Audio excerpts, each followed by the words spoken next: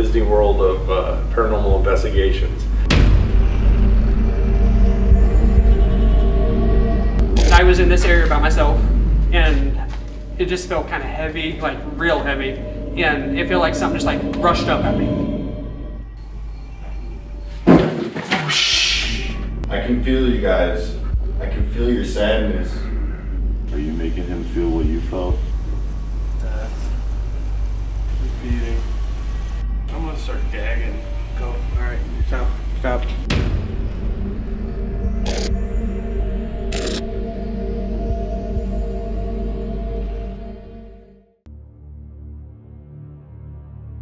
Rockville, Indiana holds a population of just over 2,500, but nestled inside this unassuming town sits a plot of land riddled with a dark and tragic past.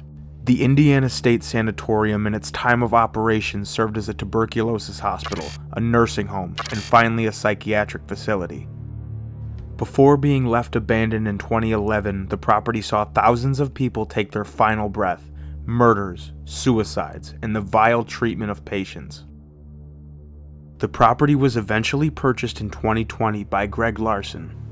I purchased the Indiana State Sanatorium property because it was such a unique architectural and historical relic from another time. It is just a truly one-of-a-kind property, history, natural beauty, just the whole package. What struck me when I first came to the property was just kind of the dark energy of the place. It was really just felt abandoned. It's so much effort for so long went into the place. Thousands of man-years of labor went to construct this, to build it. Hundreds of people were in the care of the state and private entities here.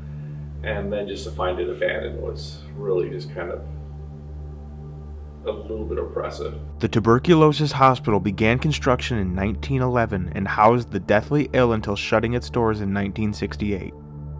In 1976, it was purchased and renovated into the Lee Allen Bryant Healthcare Center as a state-of-the-art nursing home. And so the county was originally going to close their county home and send the people here. But then they had this nice place built, about 100 staff ready to go. Say, hey, let's do it. And the county's like, well, you know what, we're going to hold off on that. So they had this facility that was state-of-the-art at the time. And they had no patients, so no money coming in. And this essentially is a business, you know. Right. So there was a mental hospital closing in northern Indiana. And they said, hey, we have these patients, I need somewhere to go. You guys have this nice new state-of-the-art facility. Can you send some of them down here? And they're like, sure, let's do it. You know, but the county and the town of Rockville were not very supportive of that, because they're like, hey, you said it's going to be a nursing home, not a psychiatric hospital, and we did not sign up for this. We really don't want it. So Lee Allen Bryant era got started off on a rough note right off the bat. Right. And if you look through here, you'll notice, literally, there's still gowns, there's sheets. Yeah, I was gonna say, are these all like original? These are all original. From lunch trays and drawings to blood-soaked gowns and pillows, these abandoned objects radiate the darkness that these patients experienced in their time of residency. Discovery Scout for Discovery Channel came out and looked around, and I was like, oh, so what do you think of the place? So, oh, it's kind of like the Disney World of paranormal investigations. I was like, really? I was like, why?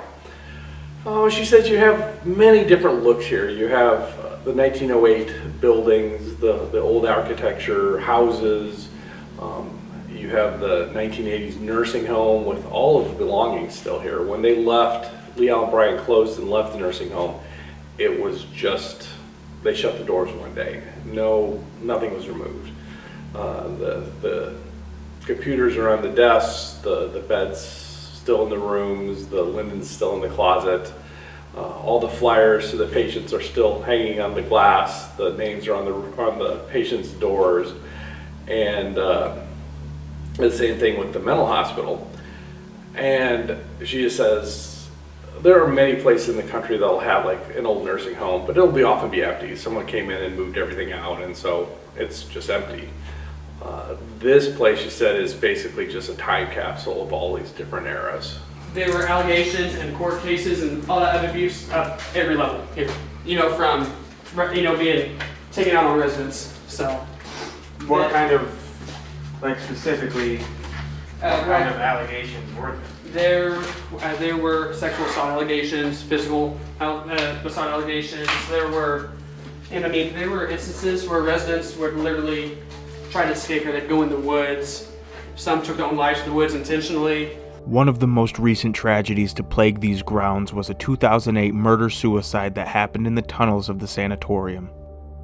And so in 2008, a resident, sorry, not a resident, an employee got upset because one of his other employees got a promotion he thought he should have got.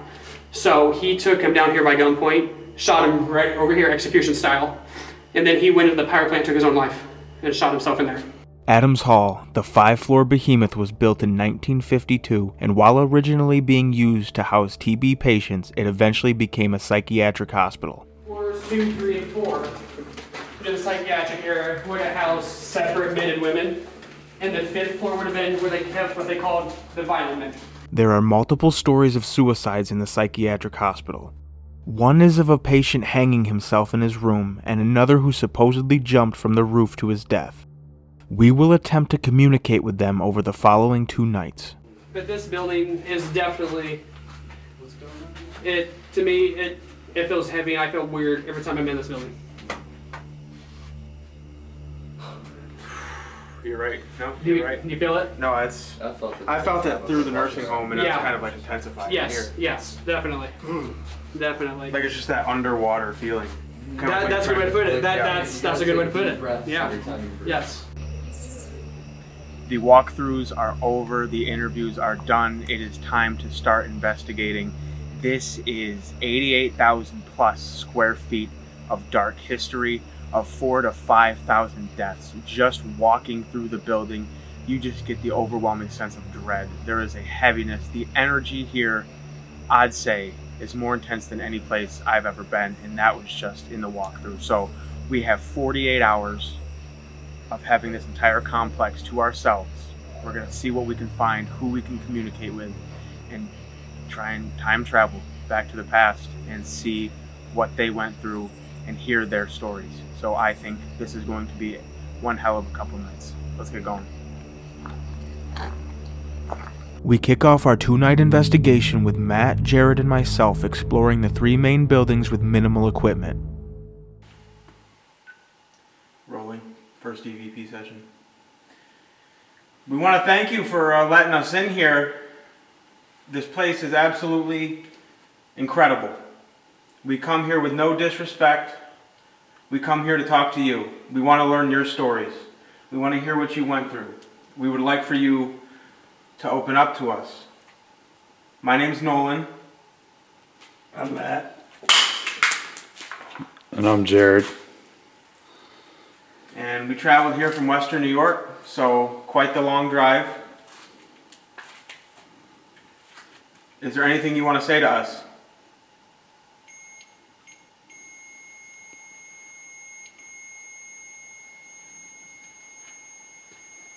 Is that you?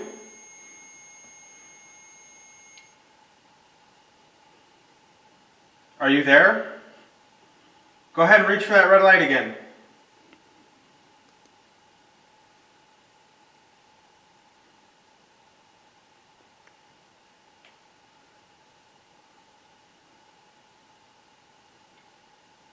Can you tell us your name?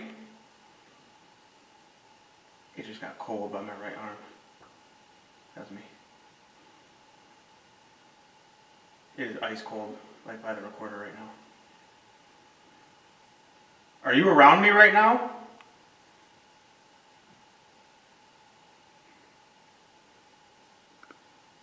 Can you touch the little red light? Let us know you're here.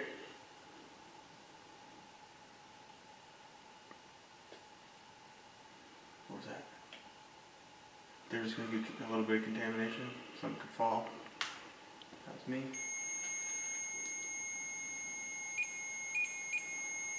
Is that you? Can you step away? That's so weird. Thank you.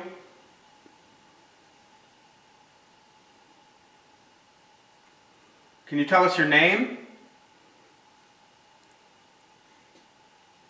Despite a couple of spikes from the REM pod, we capture no EVPs.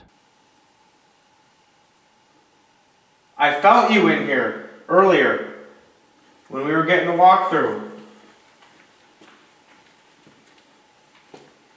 Is there a reason you made me feel that way?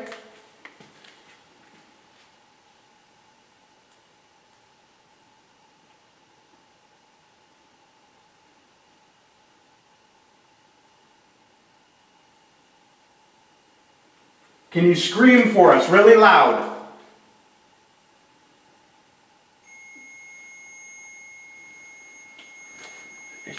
I don't know. It's like messing with us or something. There, now it's down there. Like things are happening all over the place. Where do you want us to go?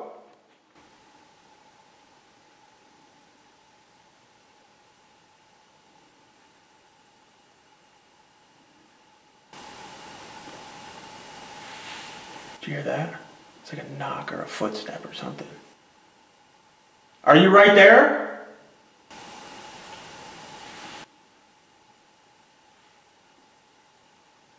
There's somebody walking like right there. Do you guys hear that? Are you right there?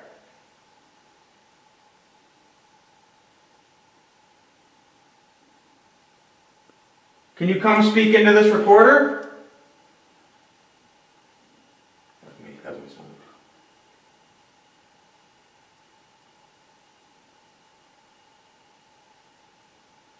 I'm going to try this knock again. Can you do it? We heard you earlier.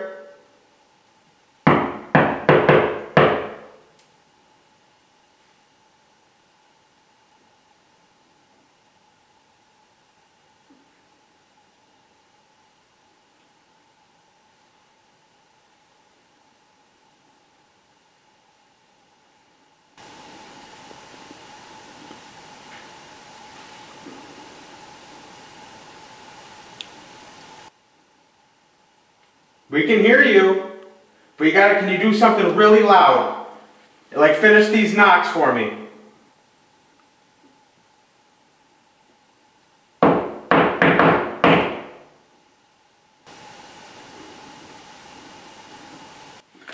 Did you hear that? There was 2 knocks or 2 close. Like it finished it for us. It felt like we were being led towards Adams Hall, so that's where we set up shop to end our first session, but not before getting completely lost. Can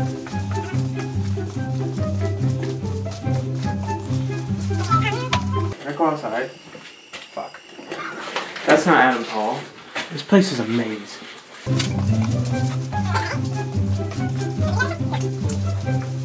What is it? Where the fuck are we? This is Adams Hall, right?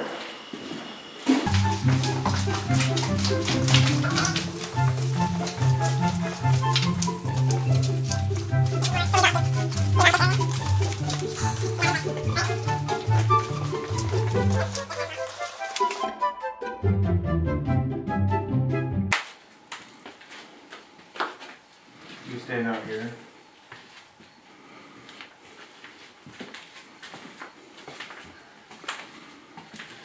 Matt? Yep. You want to take that chair? Yeah. And move it further down that end? And then sit there. Jared? Right there is good. And I'm going to put this. Oh, did you hear that? Did you hear that in there? What? I don't know if it's from outside. Okay, alright, Yo, now go ahead yo. and sit. What?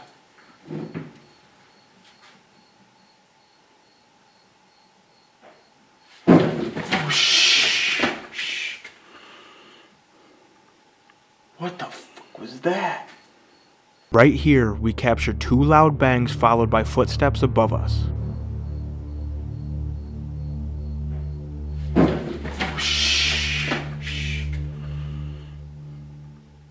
What the fuck was that?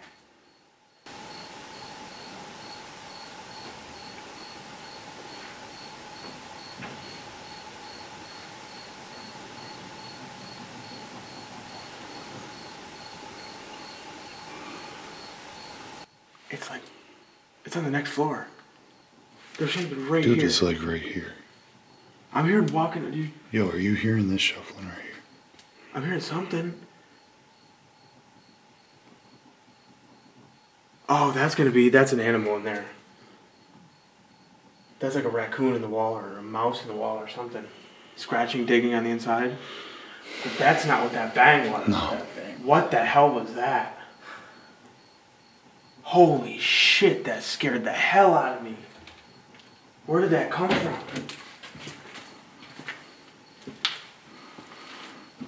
We moved to the second floor to investigate where we believe the sounds came from.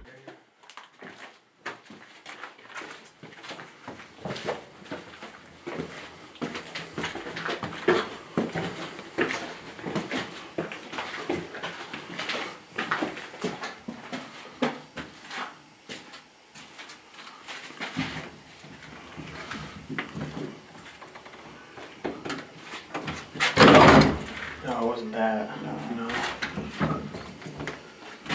I don't know what that could have been.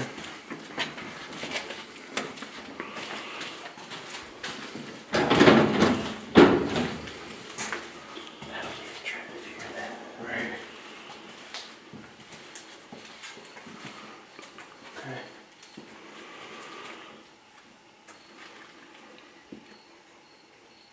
Okay, let's set up shop right here in the center. Because it was walking us. It had to have been this floor right here where it just walked this way. Oh.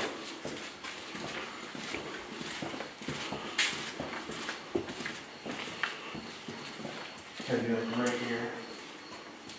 I don't know what that slam could have been. That was fucking loud, but alright. Set the REM pod right down here.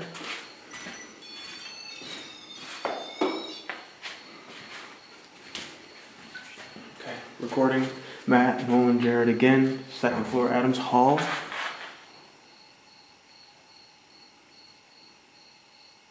The first session gave the impression that whatever was around us wanted to toy with us. After wrapping up the first session, Xander and Jake head to the nursing home cafeteria. Alex, Brandon, and Matt will begin exploring the tunnels of the admin building, while Jared and myself investigate the superintendent's mansion for the first time. If there's anyone here with us right now, can you go touch that red light over there by the kitchen sink? If you go near it, it'll change colors and we'll know you're here.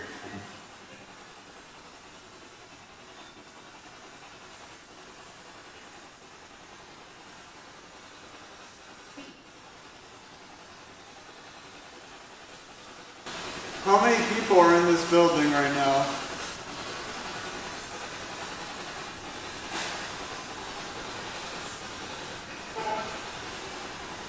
How many people are in this building right now?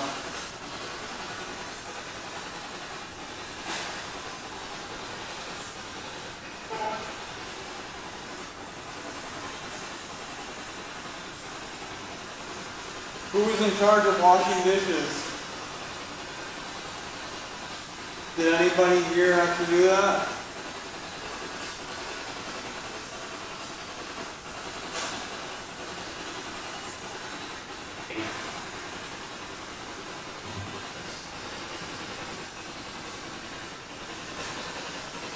Do we have a battery extender? No, I don't think we do. Why are we dying? Yeah, this battery is getting drained. Oh, damn. Are you draining our batteries so you can try to communicate with us?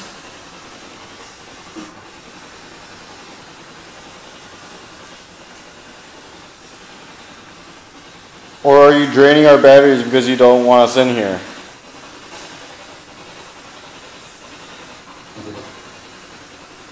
Do you want us to leave?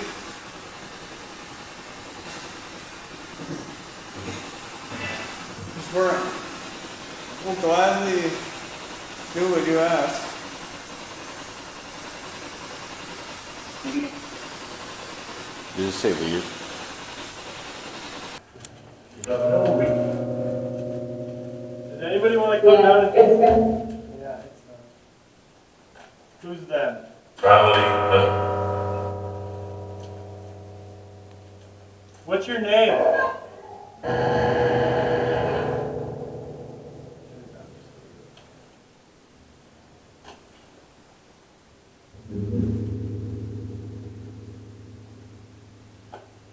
tell us your name?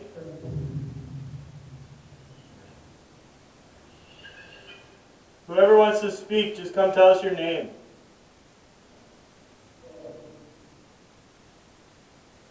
Oh, that hasn't.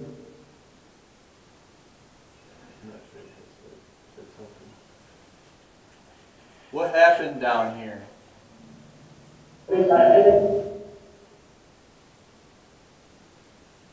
Did someone die down here?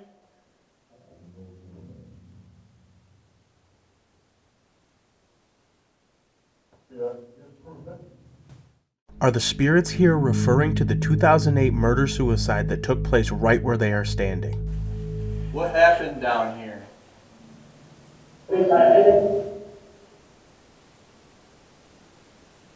Did someone die down here?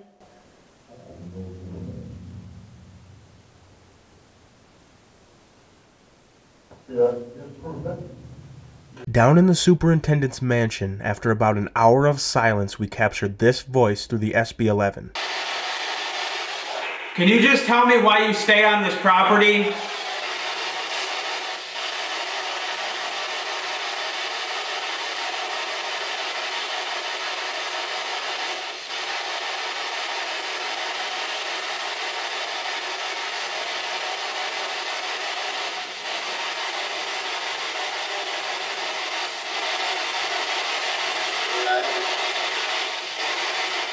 Is this spirit saying he's stuck here because he can't find the light?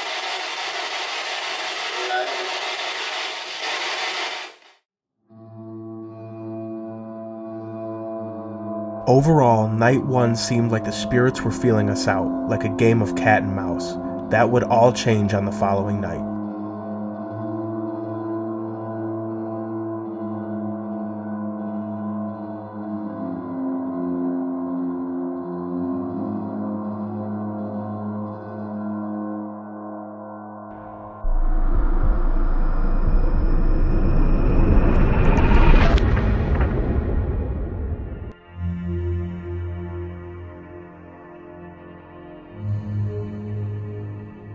Our final night kicks off with Jared, Alex, and myself in the morgue.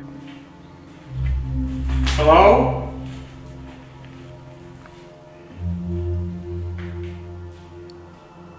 In case you don't know yet, my name's Nolan. I'm Alex. I'm Jared. Can you please introduce yourself?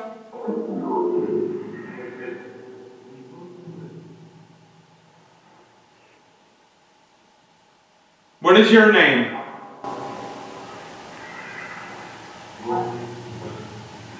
Thought I heard Rex. Anne? Anne, yeah. Anne?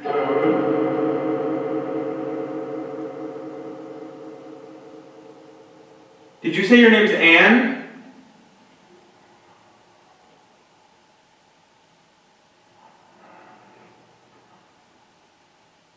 What about Rex? Yeah.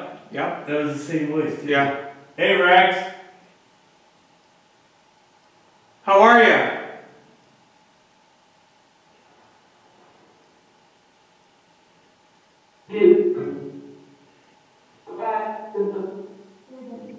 Whoa. Rex, how did you get here?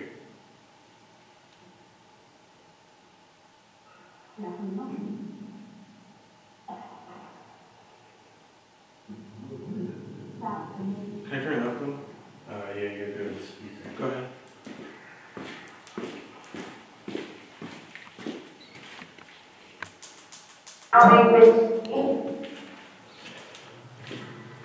Rex, can you come by and speak to us?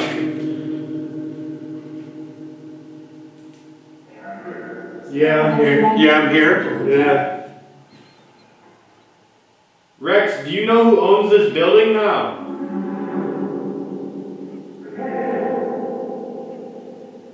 In a very short period of time, we've captured what sounds like the same male voice, claiming the name of Rex, come through the Phasma box and answer our questions intelligently. Rex, can you come by and speak to us?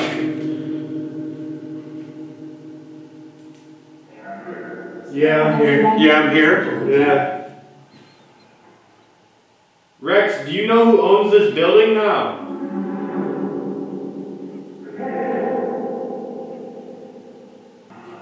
Rex, do you want to talk to us?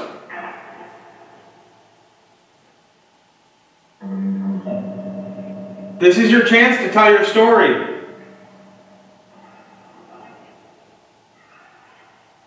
Maybe we can help you.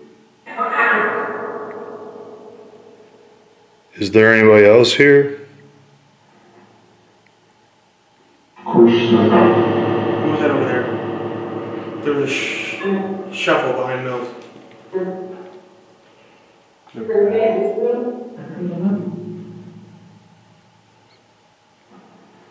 Is there somebody behind me? Is it a bat? Let's see that.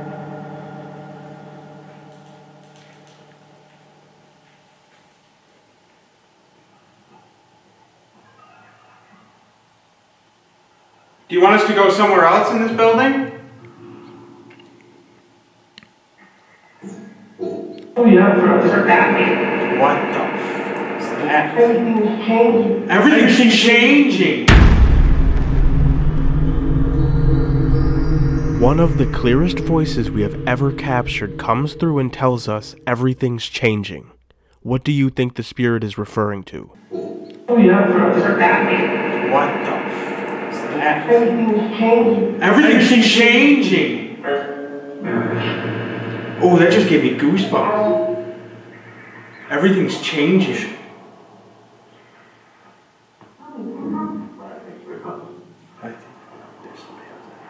Something moving out there. I deadass just thought I saw something crawling across the floor. I thought I heard a shuffle. Dude, I literally thought I saw something crawling across the floor from the deer's foot. Like it was coming right at me. We have never captured the word embalm in our years of investigating. Embalm means the preservation of a human body after a person has passed. It's only fitting that we captured this word standing in the morgue. With the building coming alive, I figured now is the appropriate time to leave Jake by himself in Adams Hall, where a patient is said to have killed himself. However, I am holding in a secret that I have not told the group at all. I will reveal it after what happens in this session. We are here on the 5th floor of Adams Hall. This is known as the violent men's floor. We are in room 509, where a man was said to have committed suicide right here in this room. Jacob has so graciously volunteered to wear one of the original hospital gowns in this room by himself. We're going to see what he can communicate with. If somebody comes through, he's going to ask for help, kind of put himself in their situation, see what kind of activity that will elicit. So, thanks for your volunteer, Jacob. Absolutely. All right. Good luck, bud. Get that set up for him.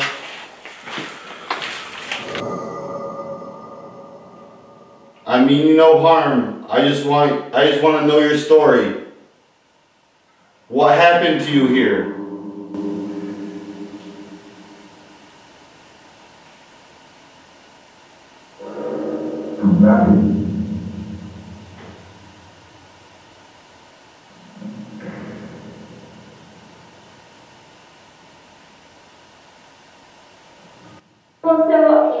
Whoa.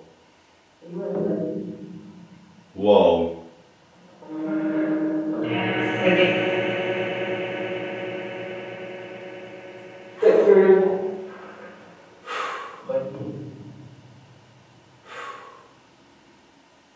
You're really lightheaded. Is this one of you guys? Is this one of you guys affecting me right now? Every hair on my leg and arms are standing up right now. I feel like I just got goose. Is this you guys? Yes? How many of you are here with me?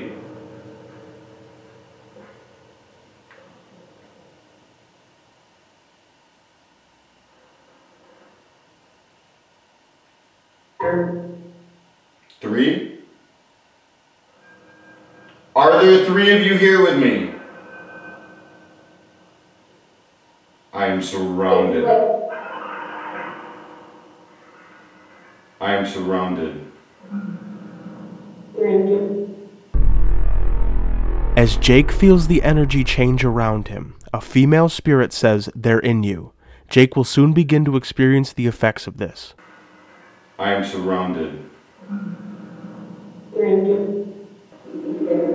Can you tell me the name of the guy who killed himself in here?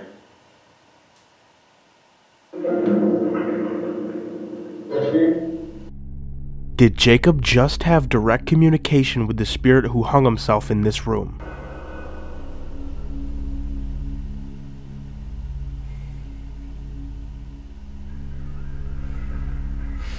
I can feel you guys.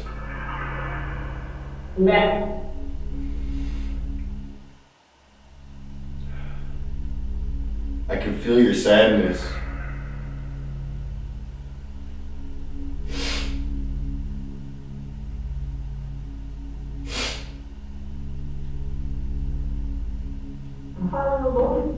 What happened to you here? What made you feel this way?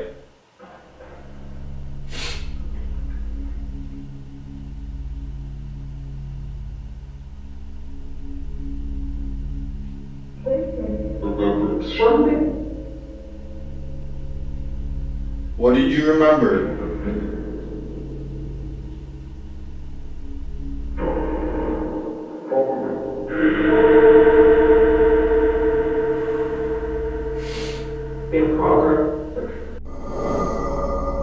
There seems to be a back and forth between a male and female spirit during this session. It sounds like the woman is saying she remembers the improper treatment at this facility. What happened to you here? What made you feel this way?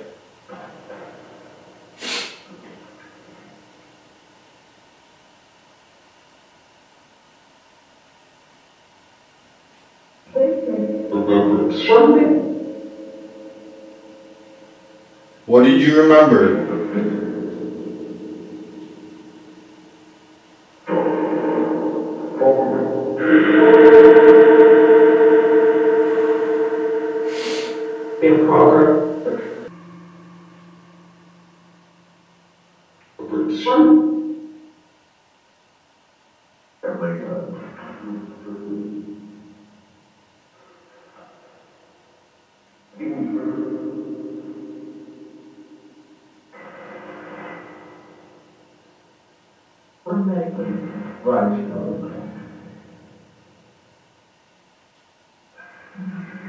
Yo! Yo! Come here, boys.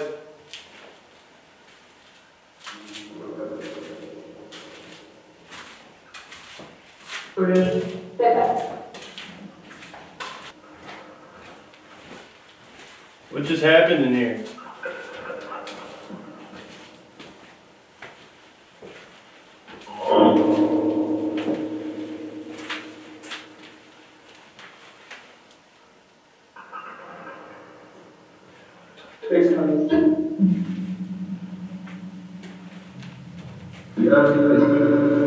Did you just affect Chambo? Jacob?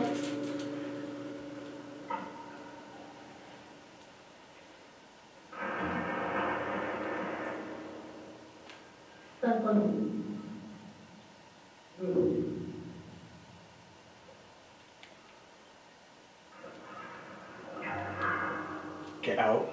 Start packing. Alright, let's go check on him.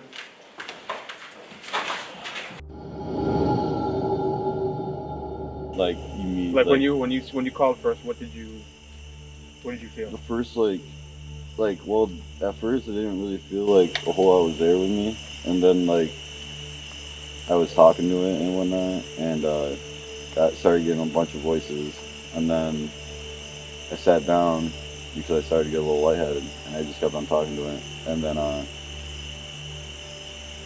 the fucking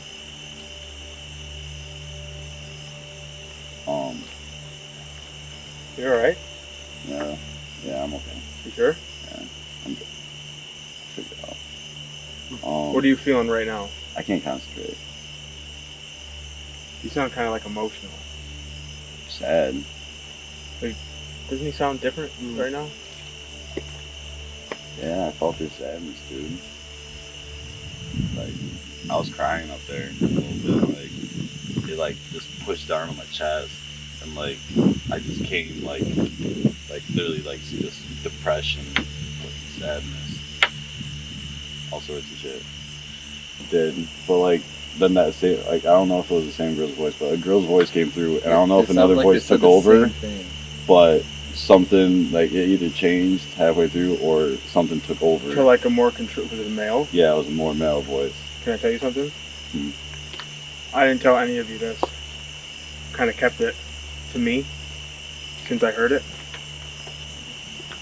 I had a medium who comes to my work regularly tell me that you would be affected, that there was going to be a female spirit trying to get your attention, but a more controlling male spirit would be hovering over her. Stop. I have the messages to prove it. I have that solution. She chose him specifically? Yeah. That's the same. How shit. did you choose him? Bro. She said somebody with a J name in your group. Bro. And I said, we have Jake and Jared. And what? She said Jake. I had a vision of a man, medium built, gray hair. He had something to do with maintenance. And there was something about maintenance and in the basement. This man was angry, upset, frustrated. An employee got upset because one of his other employees got a promotion he thought he should have got. So he took him down here by gunpoint, shot him right over here, execution style. And then he went into the power plant, took his own life, and shot himself in there. The other thing that I received was the name, started with a J, Jacob, Jake, that he was going to be kind of a target at this place. So meaning that possible spirit might want to use him to manipulate, scare maybe a little bit more, use some of his energy. I was crying up there a little bit, like it like just pushed down on my chest, and like I just came like literally like just depression, sadness, all sorts of shit. Not only did Jessica say this was going to happen, she predicted exactly where it would happen, in the upstairs of Adams Hall. She also unknowingly pointed out the exact spot of the murder-suicide. And I want to prove September 9th. That is September 9th, and right now, it is September 21st. With emotions running high, we knew it was time to take it one step further by using a dangerous form of communication called the Estes method. Alex will put on noise-canceling headphones and will be plugged into the Phasma box while we stand away from him and ask questions to the spirits. Alex, can you hear me? Perfect. Is there anybody here who wants to speak with us?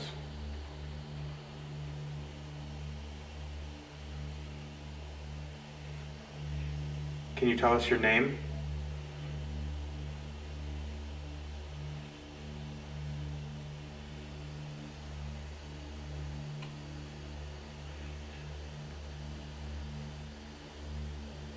Did you die here?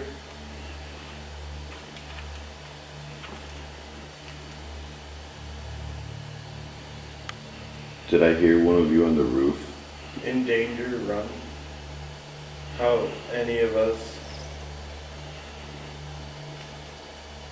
This is the second time we've got to run. Why should we run?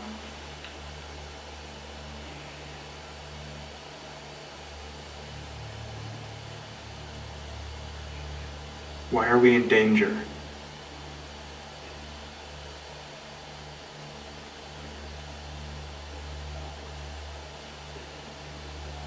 He's stuck. Who's stuck?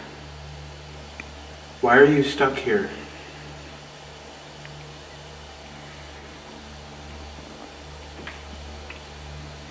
Were you one of the ones who tried to run from me? Starting to go to something. Do you need help moving on from this place? Yes. How can we help you?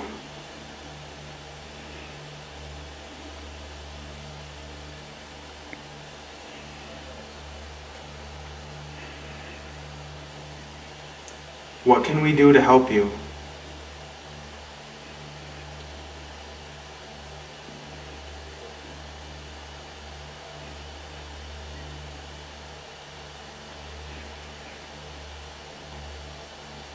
What is keeping you stuck here?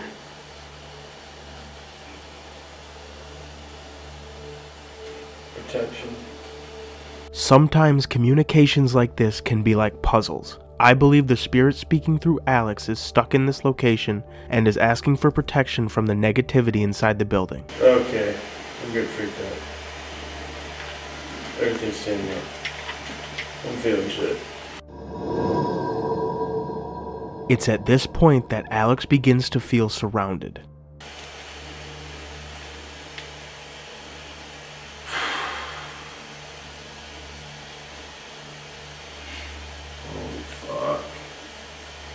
Are you affecting our friend right now? Who are you affecting?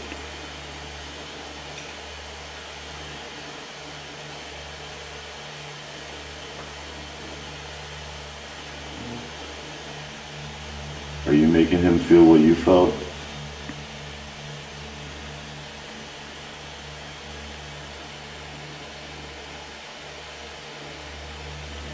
Would you like Alex to stop sitting in that chair? See that? Use the death. Repeating. You asked it. It's making him feel the way they felt. Death. Repeating. I believe this is verification that the spirit is transmitting their final moments on Earth to Alex. It's okay to move on. You don't have to stay here if you don't want to.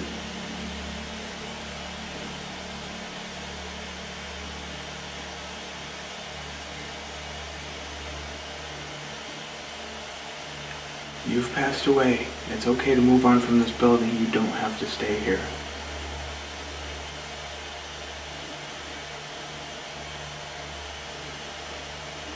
Is there anywhere else you would like to be?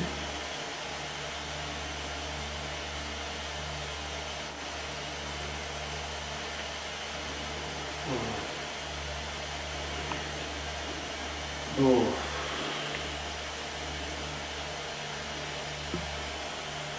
What are you making Alex feel right now? Fuck. Is he okay?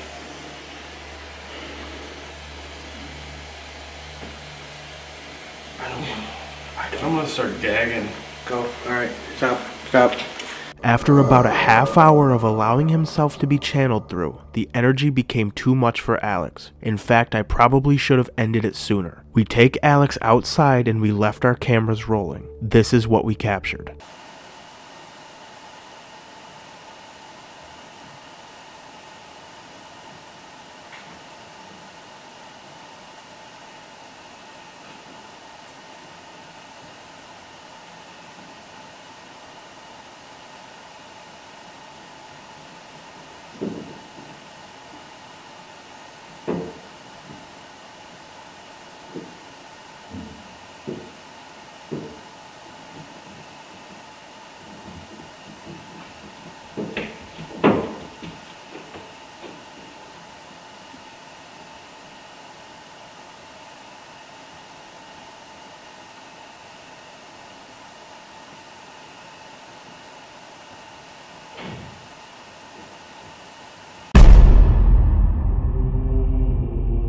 Indiana State Sanatorium, a history of darkness and suffering. The fear and pain that many felt as they spent their last bit of life on these grounds can be felt when you walk the halls.